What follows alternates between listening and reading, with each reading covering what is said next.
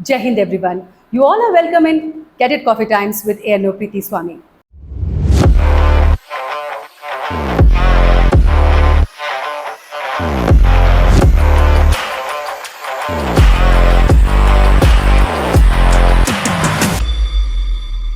तो दोस्तों, आप सभी के रिक्वेस्ट पे आज हम वो लेके आए हैं जो आप देखेंगे कि बुक्स के बियॉन्ड की जर्नी की बात कर रहे हैं।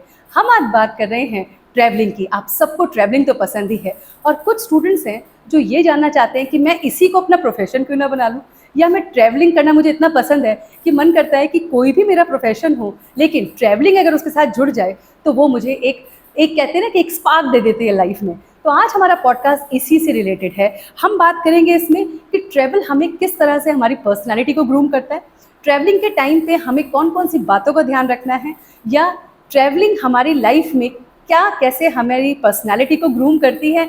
और इसके साथ साथ जैसे आप एक हो सकता है शाई स्टूडेंट हो, लेकिन ट्रैवलिंग से आपकी ग्रूमिंग किस तरह से होती है, कैसे आप इंडिपेंडेंट हो जाते हो, कैसे आप आउट ऑफ द बॉक्स सोचने लगते हो या अपने कंफर्ट जोन से बाहर आके बात करते हो। ये सारी बातों को आज हम अपने इस पॉडकास्ट में लेके आए हैं। तो हमारे जितने भी स्टूडेंट्स हैं वो ईगरली प्लीज़ सुन तो रहे हैं, लिख भी लीजिए, और जो जो इंपॉर्टेंट टिप्स हम आपसे शेयर करने वाले हैं उनको अपनी लाइफ में लेके आएंगे तो you will B also a good traveller.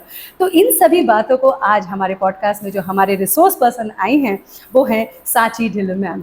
We welcome you ma'am. Thank you. And ma'am is an author, TEDx speaker, adventurer, award-winning marketer, and who has started writing at the age of 7. Her work has been featured in many leading national and international dailies and magazines. She leads marketing and PR, leading media and entertainment company. Recently, she has a debut book, and which is Dreaming of Everest, और जो बहुत ज़्यादा inspiring है उन लोगों के लिए जो सच में अपना ड्रीम हाई रखते हैं। ये जानना चाहते हैं कि वाई ट्रैवलिंग, उसके बारे में थोड़ा बताइए। So लाइन चूज नहीं की, मेरे को लगता है लाइन ने मेरे को चूज किया। Oh wow. कई बार ये होता है कि जो तुम्हारा लाइफ में पैशन होता है बहुत बाद में जाके पता चलता है। करेक्ट। ऑल्दो मेरे को luckily at the age of 17 समझ में आया कि मेरे को ट्रैवलिंग का बहुत शौक है। ओके। तो उस वक्त मेरे को मेरे पेरेंट्स ने अकेले फ्लाइट पे पहली बारी भेजा to New Zealand to visit my मासी। एंड मैं उससे पहले कभी प्लेन पे भी नहीं बैठी थी, तो मेरे को ये भी नहीं पता था वो कैसे लगाते हैं सीट बेल्ट, और फिर किसी एयर होस्टेस ने आके मेरे को हेल्प किया था। ओके। तो that was the very first time मैं खुद से अकेले कहीं गई थी। फ्लाइट डिले हुई, ऐसी चीज़ें होती हैं, तो फिर सिंगापुर में कुछ घंटे बिताने पड़े, तो मैंने वहाँ पे साइट सीइंग की। ओके। तो you learn many new things when you are suddenly thrown out of your comfort zone, जैसे आपने बोला। Like I didn't even realize Singapore was a hot, it is a tropical climate. तो यहाँ पे winter था उस वक्त। मैंने स्वेटर पहना हुआ था और वहाँ पे मैं स्वेटर पहन के घूम रही हूँ। ओके। और फिर मेरे को गर्मी लग रही थी, and then I took it off. But sometimes you don't realize these things. Actually इस तरह से भी, मतलब वही बात है जो हम बात कर रहे हैं कि ट्रैवलिंग से ही आपको सारा एक्सपोजर पता चलता है। फिर now you must be considering कि जब भी कभी बाहर आप निकलते हो तो you see the weather of that place and this place. Exactly. You realize there's a difference. There's a difference, बिल्कुल। तो मैम एक छोटी सी जो नेक्स्ट हमारा क्वेश्चन है वो ये है कि आपने जो बुक लिखी है, ठीक है, उस बुक की जर्नी से पहले हम ये जानना चाहते हैं कि राइटिंग का जो स्किल है आपका उसके बारे में थोड़ा बताइए, क्योंकि बहुत सारे हमारे स्टूडेंट्स हैं जो एक्चुअली में बहुत अर्ली एज से लिखते हैं but they don't know how to showcase their talent, उसके बारे में। तो मैंने शॉर्ट स्टोरीज लिखना शुरू की थी, और ये एक्चुअली स्कूल टाइम में ही शुरू की थी। ओके। क्रिएटिव राइटिंग का मेरे को तब से काफ़ी शौक था, एंड तब कर्सिव राइटिंग सिखाते थे। आई एम अज्यूमिंग अभी भी सिखाते होंगे। तो मेरे को बड़ा शौक होता था कर्सिव राइटिंग का, और फिर मैं खुद से स्टोरीज लिखती थी। लाइक ये कप ले लिया, कप के बारे में लिख दिया, डिस्क्राइब कर दिया उसको, इस पे क्या लिखा है, क्या बना हुआ है, अगर मैं इसमें कॉफी या चाय पी रही हूँ, how am I feeling about it. तो ये सारा इननेटली बाहर आया। मेरे पेरेंट्स ने कभी बोला नहीं, और वो मेरे को, मेरी मॉम अभी भी कहते हैं कि तुमने खुद से ही लिखना शुरू किया, कोई कुछ नहीं कहता था तुम्हारे को, बट तुम लिखते थे अपने आप से। तो बेसिकली ऐसे ही शुरू हुआ। तो हमारे बहुत सारे जो स्टूडेंट हैं मैम वो ना एक्चुअली इंट्रोवर्ट अपने आप को कहते हैं। वो सोचते हैं कि इंट्रोवर्ट कहना आज के डेट में बहुत वैसा माना जाता है, लेकिन मेरे हिसाब से it is also a form of expressing yourself. जो इंट्रोवर्ट है वो भी ऐसा नहीं है कि उसकी पर्सनालिटी कोई गलत है, लेकिन जो वो ऐसे सोचते हैं वो लिख के कहते हैं कि हम अपनी ग्रूमिंग करते हैं, कि हमने कुछ लिख दिया तो हमने अपने आप को एक्सप्रेस कर दिया। तो आपकी लाइफ में क्या जो आपका फेस था चाइल्डहुड में, you were so confident from your childhood, या धीरे धीरे ग्रेजुअली राइटिंग से या ट्रैवलिंग से आपकी ग्रूमिंग हुई? ये एक्चुअली काफ़ी अच्छा क्वेश्चन है। तो जब मैं छोटी थी और स्कूल में थी, एक्चुअली कॉलेज तक मैं काफ़ी क्वाइट होती थी, काफ़ी शाय थी, रिजर्व्ड। अपने फ्रेंड्स जो भी थे 2-3 स्कूल में, उनके साथ बैठ के टिफिन खाना, हाँ, और उसके अलावा किसी से बात मत करना, टीचर ने कुछ पूछा तो बोल दिया। बट स्टूडेंट तो मैं अच्छी थी, लाइक आई थिंक फर्स्ट 10-15 में तो थी इन द क्लास, मगर राइटिंग के थ्रू मैं अपने आप को एक्सप्रेस करती थी। सो मेरे को लगता है जो इंट्रोवर्ट या क्वाइट या शाय किस्म के लोग होते हैं या बच्चे होते हैं, उनमें काफ़ी क्रिएटिविटी होती है जो उभर के निकलना चाहती है, चाहे वो राइटिंग के थ्रू हो, चाहे निटिंग के थ्रू हो, चाहे पोएट्री हो, जो भी हो। But there are various ways to express yourself, and in my case मेरा था कि मैं राइट करके एक्सप्रेस करूँ। तो चाहे मैं लोगों से ज़्यादा बातें नहीं करती थी, बट पेज पे जो भी मेरे मन में थे थॉट्स, वो सब निकल कर आते थे। थैंकफुली अच्छी तरह से निकल कर आते थे, तो लोगों को मतलब ठीक भी लगता था। एंड स्कूल में भी मेरे को याद है, मैं शॉर्ट स्टोरी कॉम्पिटिशन्स में पार्टिसिपेट करती थी, टॉप 1, 2, 3 में आ जाती थी, तो जीतती थी। उधर से शायद थोड़ा सा कॉन्फिडेंस बढ़ा होगा।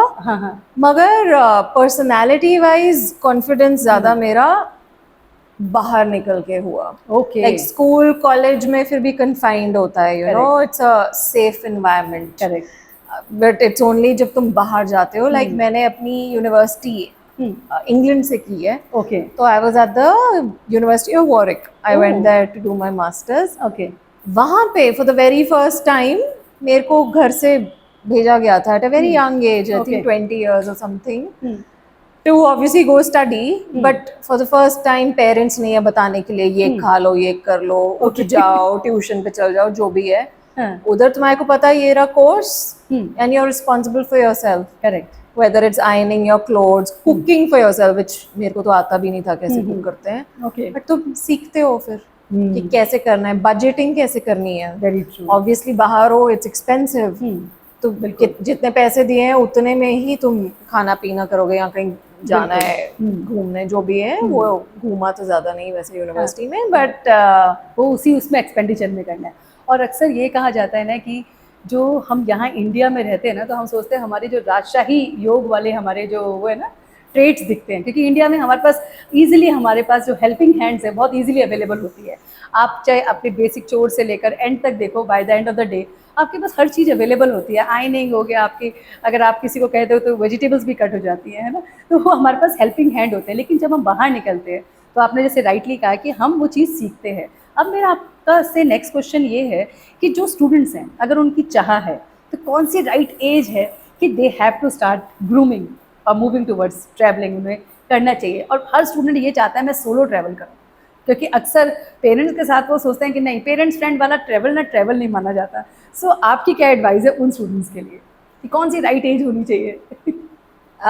Right age I think teenage years अच्छी एज है, बिकॉज उससे पहले obviously you are too young, and थोड़ा बहुत सपोर्ट तो चाहिए होता है। करेक्ट। तो I think 15-16 onwards is a good time, not to say कि वही है एज और उससे पहले नहीं कर सकते, but that's a decent enough time for you to be able to look after yourself.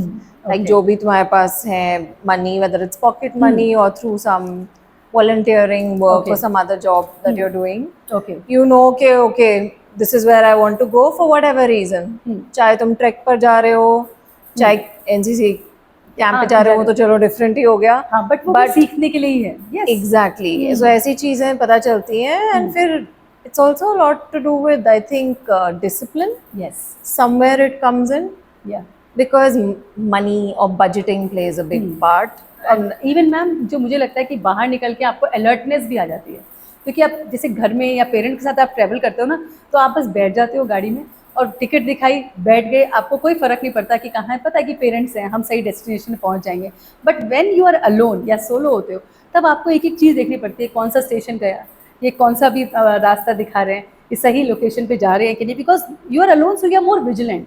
सो आप, मेरे को लगता है वो भी एक पॉइंट ऐड होता होगा। वो काफी इम्पोर्टेंट है। इनफैक्ट मैंने most of my travelling solo ही की है, as a solo woman traveller back when it was not even mainstream. अब तो ट्रेंड भी चल गया है कि you know solo women. But मैंने जब शुरू किया था इन माई अर्ली 20s, यूनिवर्सिटी के बाद फर्स्ट जॉब लंदन में शुरू किया था, और तब मेरे पास थोड़े से पैसे थे, तो मेरे को था मैं भी जाऊं बैकपैकिंग ट्रिप पे Europe.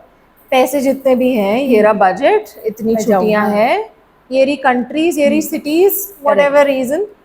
But I still remember जब मैं पहली बारी ट्रेन से उतरी थी बेल्जियम में, ब्रसेल स्टेशन था, तो जैसे होता नहीं पिट ऑफ योर स्टमक, तुम्हारे को बहुत वो फीलिंग होती है of nervousness and knots of knots in your stomach, वैसी फीलिंग थी। बिकॉज बैक देन ये गूगल मैप्स वगैरह भी नहीं थे। Exactly. So I had a paper map in my hand and I am wondering मैंने लेफ्ट जाना है कि राइट जाना है, एग्जिट कहाँ है ट्रेन स्टेशन की। Oh my God. And then you have to ask people and the language, people skills also come into the picture, talking to a stranger, that also helps you become more confident, you know, or how to interact with people, which is such an integral skill in life, in whatever you're doing.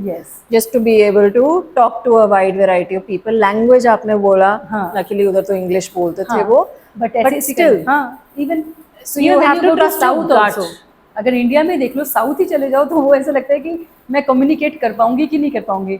आप हिंदी बोलते हो तो वो कहीं ना कहीं आपको फिर कहते हैं नहीं, इंग्लिश बोलते हो तो कहते हैं नहीं तमिल। तो वहाँ पे भी लेकिन उसको मैचअप करना ही तो टैलेंट है।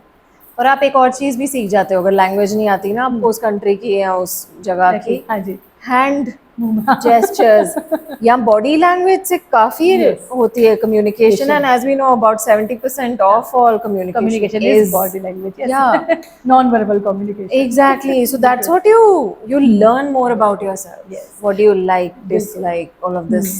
So many things. Yes, जो हमारे पॉडकास्ट सुन रहे हैं वो देख रहे होंगे कि हमारी ट्रांसफॉर्मेशन की जो वेव है वो ऐसे ऐसे जा रही है। हम पहले आपको कहीं ना कहीं बुक्स पे ला रहे हैं, फिर ट्रैवल कर रहे हैं, बुक्स ट्रैवल, यही चलता रहेगा, क्योंकि हम आपको एक पर्टिकुलर टॉपिक से नहीं बल्कि 2 टॉपिक से रूबरू करा रहे हैं। अब हम बात करते हैं आपकी बुक की। तो आपकी जो बुक है ड्रीमिंग ऑफ एवरेस्ट, वो एक तो टॉपिक ही बड़ा यूनिक है, और उसकी कंटेंट के बारे में थोड़ा सा आप शेयर कीजिए। क्या थॉट था आपको उसको बनाने के, लिखने का? तो मैं एवरेस्ट बेस कैंप गई थी 2019 में। और वो मेरी आई थिंक पहली तो नहीं थी, दूसरी हाई ऑल्टीट्यूड ट्रैक थी। और उस वक्त मेरे को था कि मैं बहुत जगहें देख चुकी हूँ, सिटीज डिफरेंट कंट्रीज में, इंडिया में, ये वो, मेरे को कुछ अलग करना है। How do I challenge my self. तो होता है, सारों की बकेट लिस्ट होती है, एटलीस्ट इन ट्रैवल में तो होती है। तो मेरी बकेट लिस्ट में EBC या एवरेस्ट बेस कैंप ट्रैक थी। तो that's how it happened, and for many months leading up to the trek मेरे को ये नहीं पता था कि मैं पहुंच पाऊंगी कि नहीं, बिकॉज वो काफी हाई ऑल्टीट्यूड है। you're at almost 17,500 feet when you're at base camp, and high altitude sickness ये वगैरह, you need to be trained, your body needs to be fit. So I used to run every day for 6 months. I used to go to the gym, I used to climb up 19 stories, क्योंकि मैं गुड़गांव में रहती हूँ तो उधर तो buildings हैं, apartment buildings, बिल्कुल बैकपैक के साथ। अब इससे आई थिंक आपको NCC में काफी वो दिखते होंगे सिमिलैरिटी, बिल्कुल।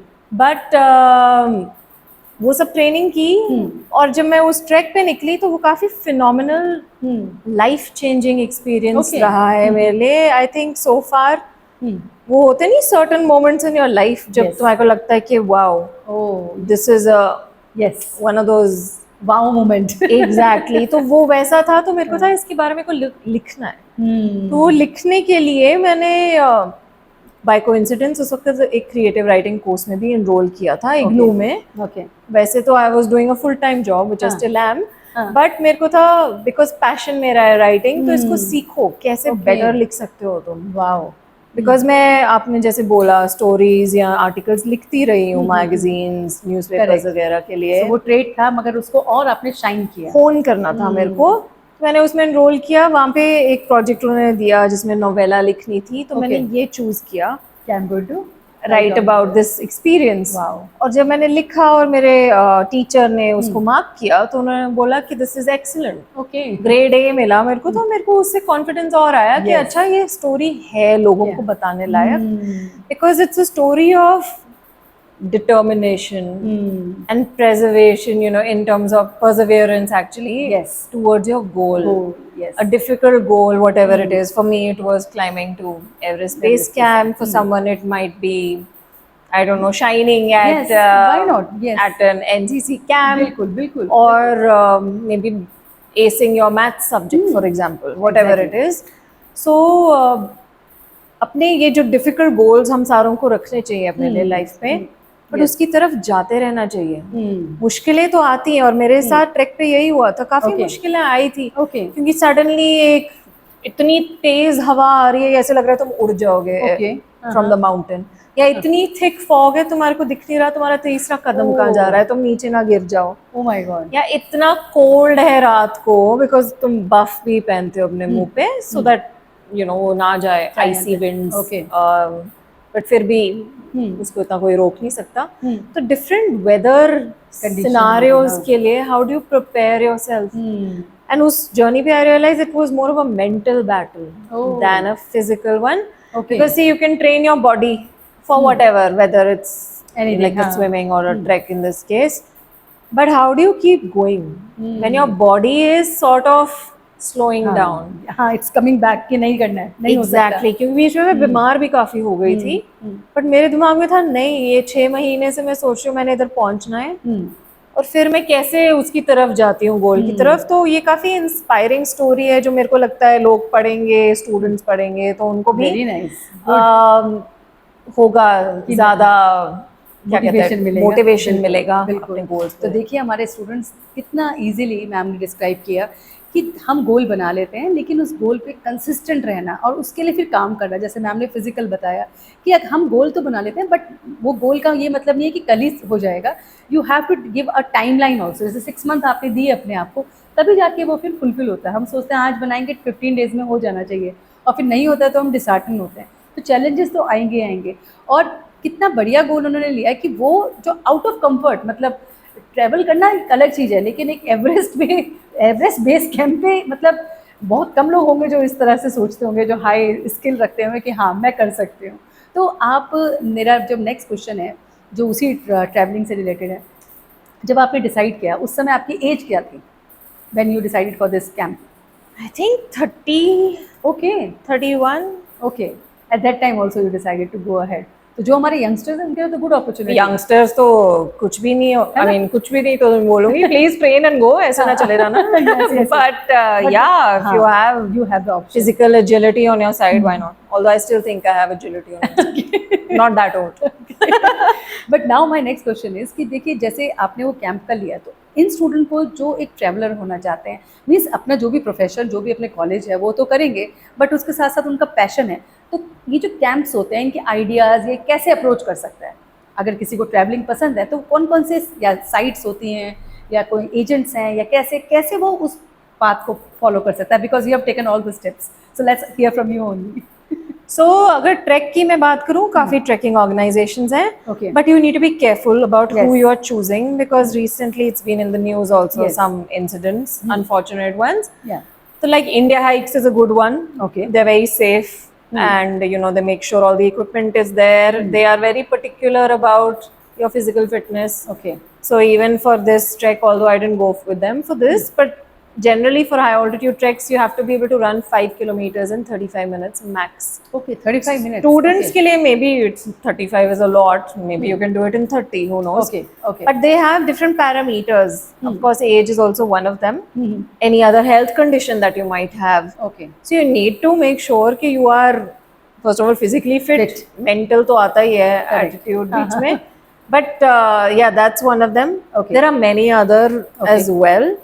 But apart from that, there's also Aquaterra, but वो थोड़ा high end type में चली जाती है. But again, safety is very important for all these organizations. Okay. I would also recommend that there is a mountaineering course, which I'm sure you're aware of. Yes. At all of these Yes, mountaineering institutes. Yes. So mountaineering camp. Those are also very valuable in terms of experience.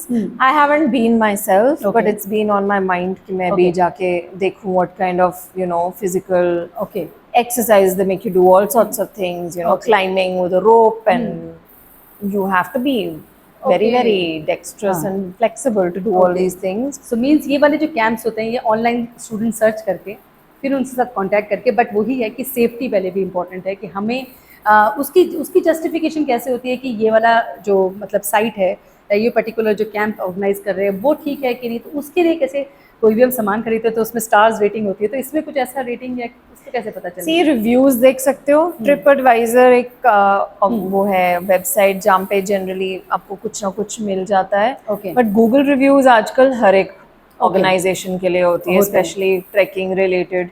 And आजकल काफ़ी जो होती है ना websites, because travel की काफ़ी हैं, वो चीपर अमाउंट पे तुम्हारे को उस जगह पे ले जाते हैं, but don't go by the price, because अगर चीप है you should definitely ask them many more questions, what are the equipment that you will be carrying, if it's a high altitude trek, oxygen cylinder होगा आपके पास, नहीं होगा, you know, what do you have a first aid kit, all of these basic things, because when you're in the middle of nowhere without any phone network, your life is very much at risk and very valuable, so that's I think how it comes into the picture.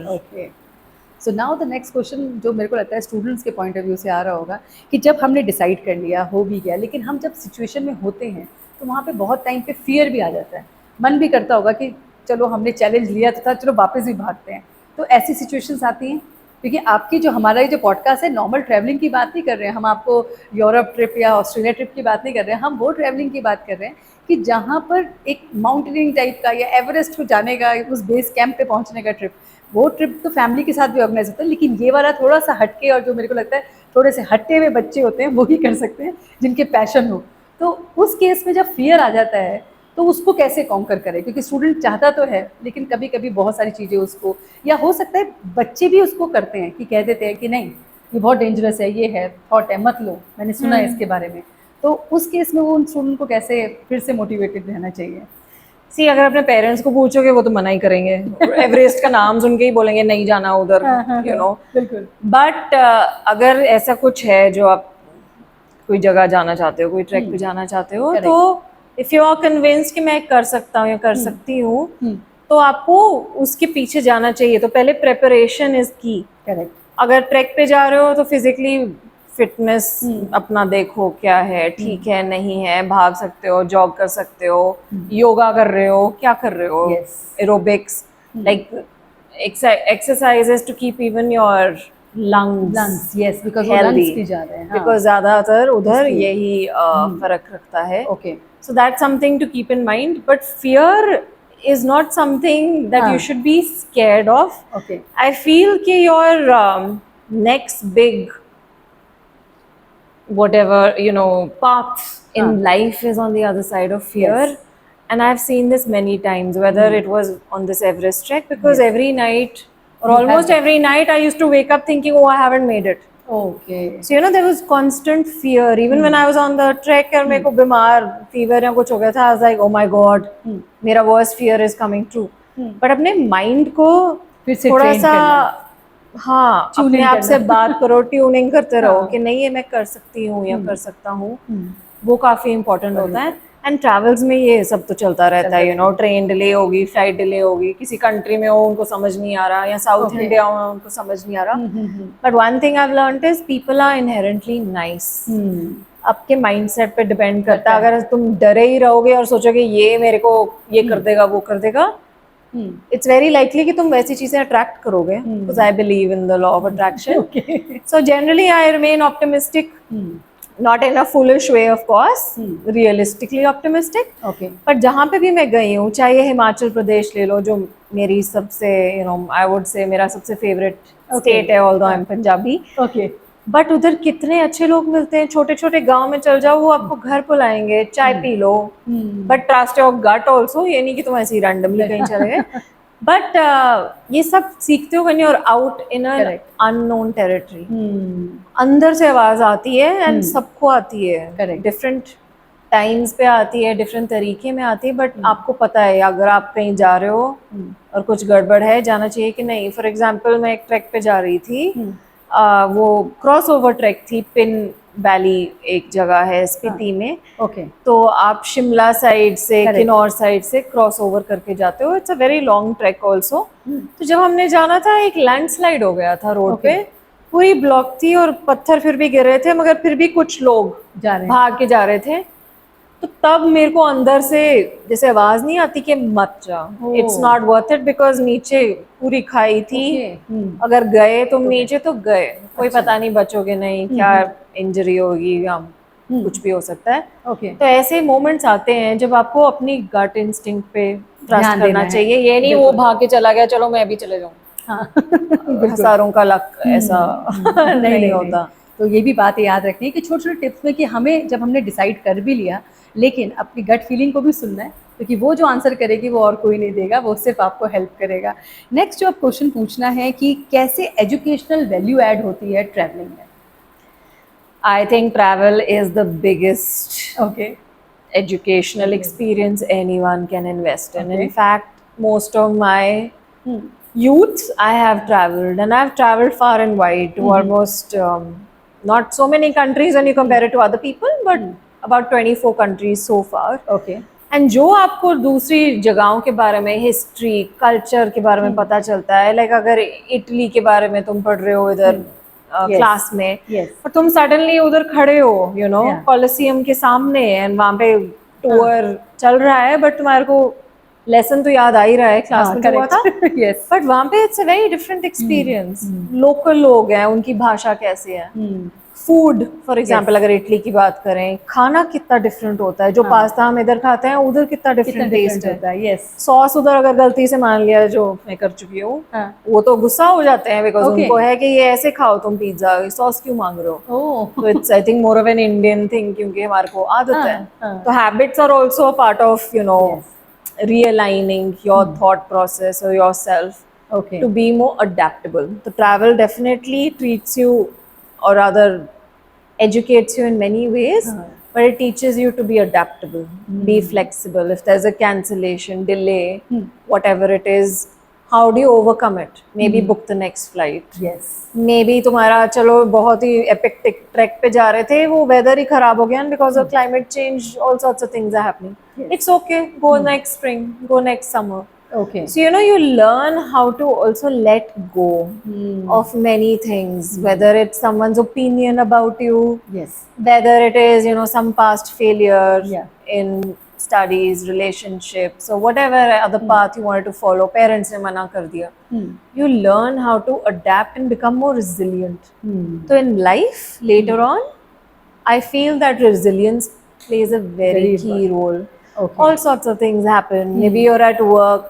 Yes. Later on in life, and कुछ हो गया office politics, उसकी वजह से तो you will easily when you go you for need such to things. learn how to overcome these things. तो वो travel से काफी कुछ सीखते हो आप. Obviously वो पढ़ाई वाला एंगल तो आ ही जाता है, बट पर्सनैलिटी तुम्हारी खुल जाती है.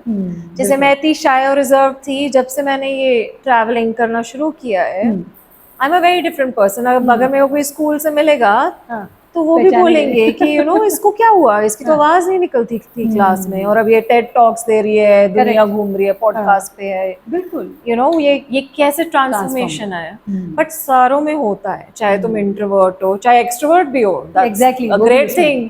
तुम पहले से ही एक्सट्रोवर्ट हो, बाद में जाके तुम और चीजें सीखते हो और आपकी स्किल और वो ट्रेड्स डेवलप करते हो. Exactly, which are very important in personal and professional life. बिल्कुल. तो देखो साची, आपके साथ बात करके पता ही नहीं चला टाइम का. अब हम आपसे बस एक लास्ट मैसेज वो पूछना चाहते हैं कि जो हमारे ट्रैवलर्स हैं, मतलब जो ट्रैवलर लवर है, जिनको ट्रैवल करना पसंद है, उनके लिए आपका क्या मैसेज है? चाहे वो हमारे एज ग्रुप के हो या हमसे छोटे हैं, तो उनके लिए आपका क्या मैसेज होगा? ट्रैवल ज़रूर करो जब भी अपॉर्चुनिटी मिल रही है, जैसी भी मिल रही है. ऑफ कोर्स अगर किसी रिलेटिव को मिलने जा रहे हो, वहाँ पे भी चले जाओ. कोई पता नहीं है, वो तुम्हारे को कुछ टाइम दे दें और तुम उस सिटी के या कोई मार्केट देखा है, या दिल्ली में रेड फोर्ट फॉर एग्जांपल देखा है, कुछ भी हो सकता है, उससे काफ़ी कुछ सीखने को मिलता है.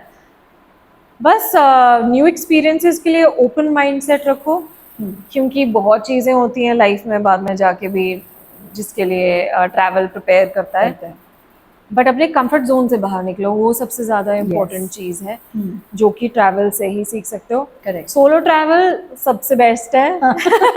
किसी की सुननी नहीं पड़ती, किसको क्या करना है क्या नहीं करना, और उससे आपको काफ़ी चीज़ें सीखने को मिलती हैं. डिसिप्लिन हो गया, बजटिंग जैसे मैंने बोला, ये हैंड इन हैंड जाता है। इतने ही पैसे हैं, इतनी जगहें देखनी है, आपको चाहे 5 चीजें देखनी थी, एक 6 चीज देखनी है, बट आपको पता है करेक्ट कि यही मैं कर सकती हूँ या कर सकता हूँ। हाँ खाना राशन करना, वो भी है, हाँ। लाइक मैं जब सबसे पहले बैकपैकिंग ट्रिप पे गई थी, मैं सुपरमार्केट का खाना खा रही थी 1 meal, oh. Because I could not afford to go to a restaurant, yes why not, इतने ही पैसे हैं मेरे पास। बिल्कुल। तो हाँ, ये सब। एक्सपीरियंसेस के लिए ओपन रहो, और ऐसी कोई एज नहीं है वैसे ट्रैवल के लिए, yes you but you can enjoy at any as and keep doing that.